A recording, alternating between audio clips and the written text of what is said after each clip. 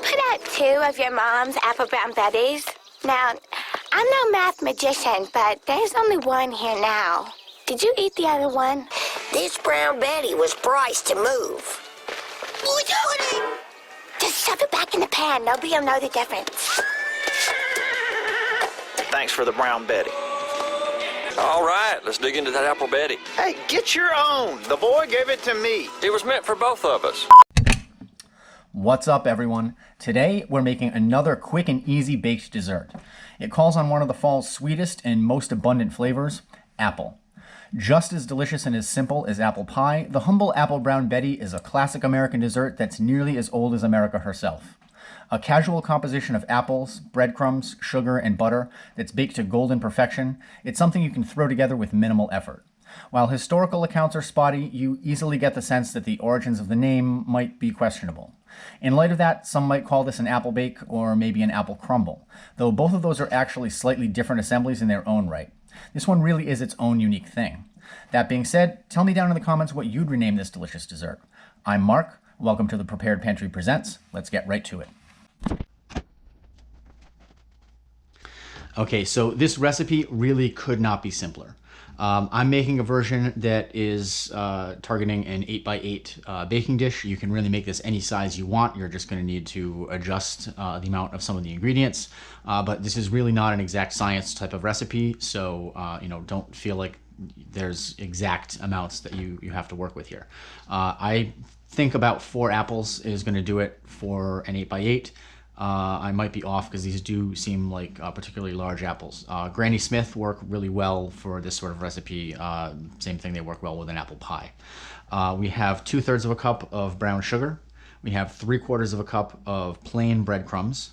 We have a 1/2 teaspoon of ground cinnamon, 1/4 of a teaspoon of ground ginger, 1/8 of a teaspoon of ground allspice, 1/8 of a teaspoon of ground cloves, and 1/8 of a teaspoon of salt. Optional ingredient that I'm including here is some pumpkin. I have about 1 cup of pumpkin puree left from some recent recipes we did. We did a corn and pumpkin muffin alongside our maple chicken, and we also used some in the Dutch baby pancake. So check those recipes out if you haven't already. But again, this isn't an exact science. So, just adjust and work with what you've got. If you've got plain breadcrumbs, good. If you've got brown sugar, good. If you've got some assortment of these sort of profile of spices, heavily cinnamon, use that. Nutmeg, you want to throw that in there, that's just fine. Use what you've got, maybe a premixed apple pie spice or a premixed pumpkin pie spice.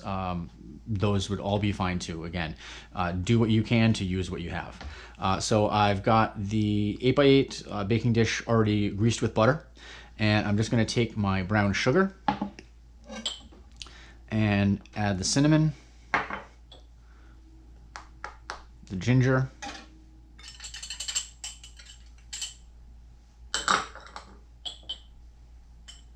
the allspice, cloves, and salt.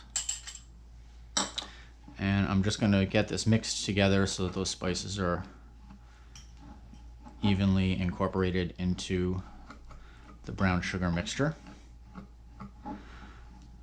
While I do this, I want to take a minute to thank you guys again for your continued support of the channel. I hope you're liking these videos as much as I'm enjoying making them. If you do enjoy the video, give it a thumbs up. Share your favorite recipe on social media too. It really helps me grow the channel.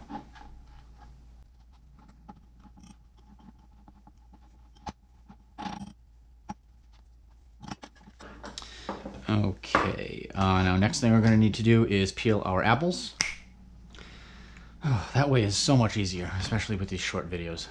All right, so we're going to slice up our apples and core them. I'm just going to cut one side off next to the core, and then continue flipping it around.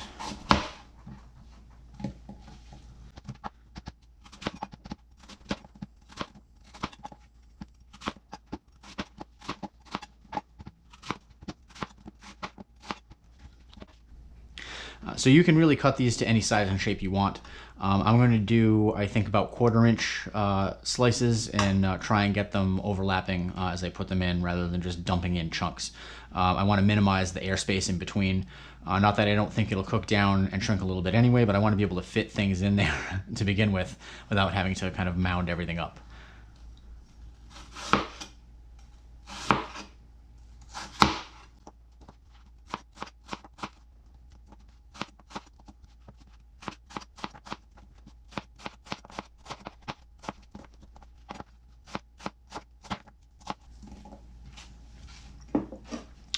So let's start.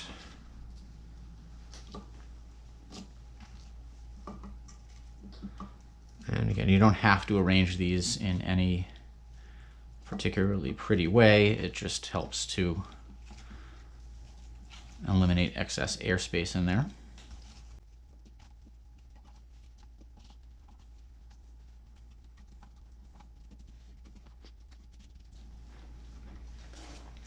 Now we're going to take about half of the pumpkin puree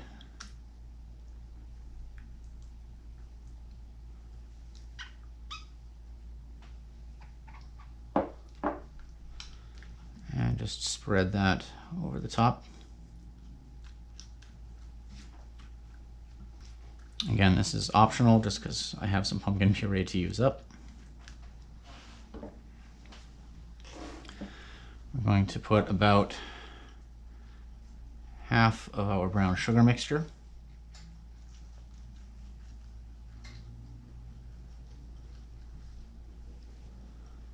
And try and get it in there towards the edges.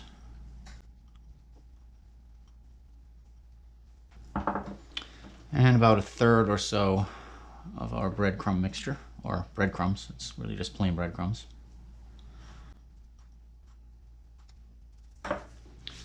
All right, now it's time for another layer of apple.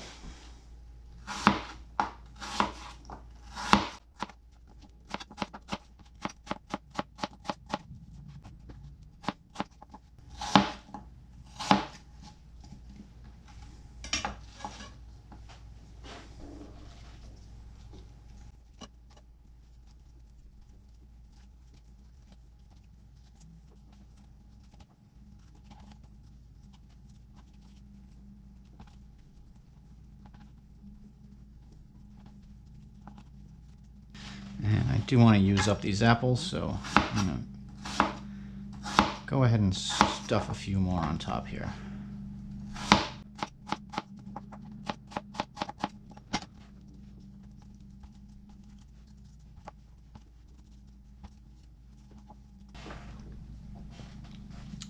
Okay. Get the rest of our pumpkin puree on here.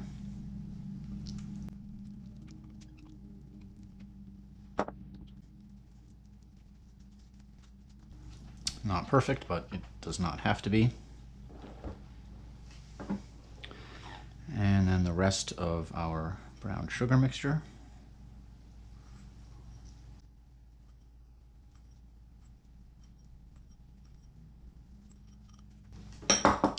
And the rest of the breadcrumbs. I might not even use all of these breadcrumbs. This is an awful lot. The thing breadcrumbs do is they do help give it sort of a faux crust, and they help absorb some of the moisture as it's given off by the apples. Now we're going to have some additional moisture here because of the addition of the pumpkin puree, but that's okay. I might as well use it up. All right, now I'm going to go grab the butter out of the fridge and we're going to top this off. Okay, again, amounts here are variable, but we want about 1/2 stick of butter here, which we're going to cut into thin slices and dot all across the top as evenly as we can, trying to cover as much of the surface as we can. As with everything else about this recipe, it does not need to be perfect, and nor is it an exact science. You want to add more butter less butter, go for it.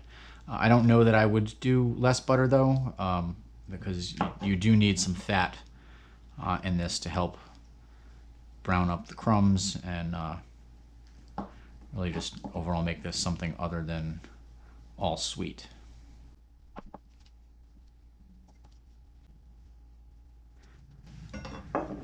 Okay. Now we're just going to cover this with foil, and it's going to go into a 375-degree oven for about 20 minutes. We're going to take the foil off, and then it's going to go for about 15 minutes more uncovered. You'll know when it's done, when it's golden brown and bubbling, and that's really all there is to it. So we'll come back and check this out when it comes out of the oven. Okay, this has now had about 15 minutes to cool. Now, after the first 20 minutes, I uncovered it and let it go for 15 minutes. It wasn't quite where I wanted it to be, so I kept going in 5-minute increments, totaling an additional 15 minutes. So it went for a whole 30 minutes uncovered at the end, but I think I like the result. So it's time to give this a taste. And we're going to have this today with a scoop or two of Warwick Ice Cream's Moonstone Beach Vanilla.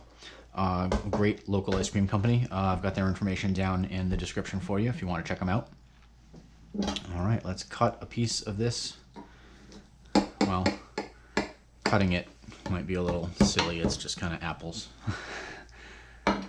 We'll spoon some into a bowl.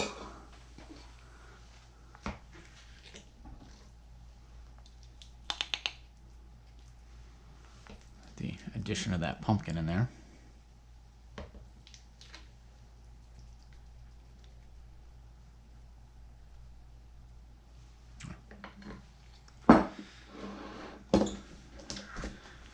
Get a scoop of our ice cream.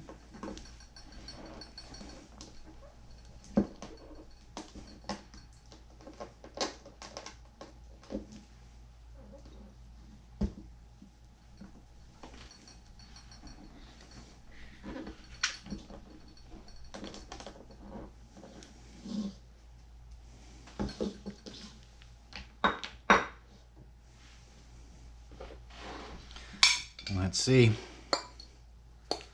Was the pumpkin a good decision?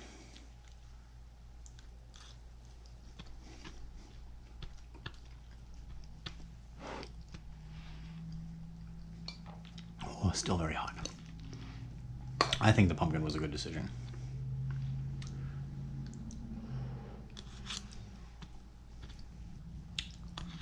I should just be eating this with a spoon because a spoon cuts through these apples just as well.